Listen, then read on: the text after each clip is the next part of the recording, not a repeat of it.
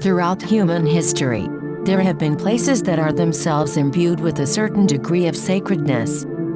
The ancient Greeks considered Delphi to be the navel of the earth, and the holy mountain of Kailash in Nepal is sacred ground to more than one of the world's great religions. There is a place on the coast of Turkey, once blessed in both sanctity and monument, dedicated to the worship of the goddess Artemis. Artemis was the Hellenic goddess of the wilderness. She was the protector of girls and childbirth, goddess of the hunt and wild animals. It is not known who first set the land apart from common use, but Callimachus, a scholar at Alexandria in the early 3rd century BCE, gave the honor to the Amazons. The actual identity of the legendary race of women warriors is shrouded by the fog of time, but whoever they were, the Amazons have a large role in Greek mythology, participating in the Trojan War, the labors of Hercules, and founding many cities and temples, including one whose heritage would include a wonder of the ancient world.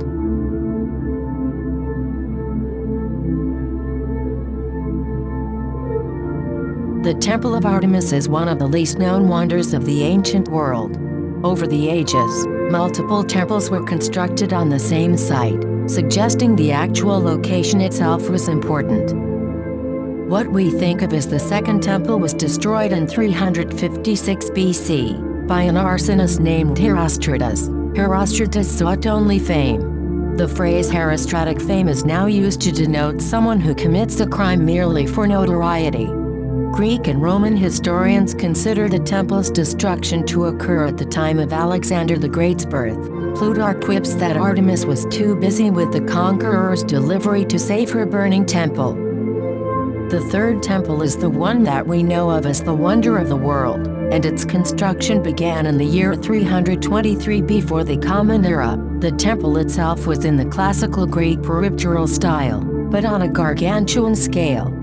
137 meters long, 69 meters wide, and 18 meters high, with more than 127 columns. The temple brought together the talents of sculptors throughout the Greek world. According to Pliny the Elder, there were images of Amazons, a plethora of religious sculptures and paintings, and its columns were gilded with silver and gold. The main cult image of Artemis was sculpted by Andoius, a supposed pupil of Daedalus. An image and altar dedicated to Artemis is described by Pausanias, and a gallery of images above the altar included an ancient figure Nyx, the primordial goddess of the night. The third temple survived for 600 years, and its destruction is described by an assortment of accounts, including one in the Acts of John. The temple was damaged again, or possibly destroyed, during a raid by the Goths in the year 268, and the remaining life of the wonder is mostly lost to us. Several statues and other decorative elements from the temple were used throughout Constantinople, but the greatest homage to the temple is the use of some of her columns in the construction of the Hagia Sophia. A fitting use. From one wonder to another.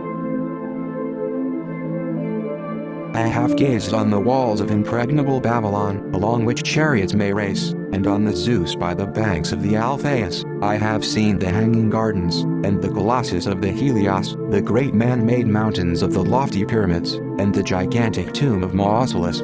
But when I saw the sacred house of Artemis that towers to the clouds, the others were placed in the shade, for the sun himself has never looked upon its equal outside Olympus.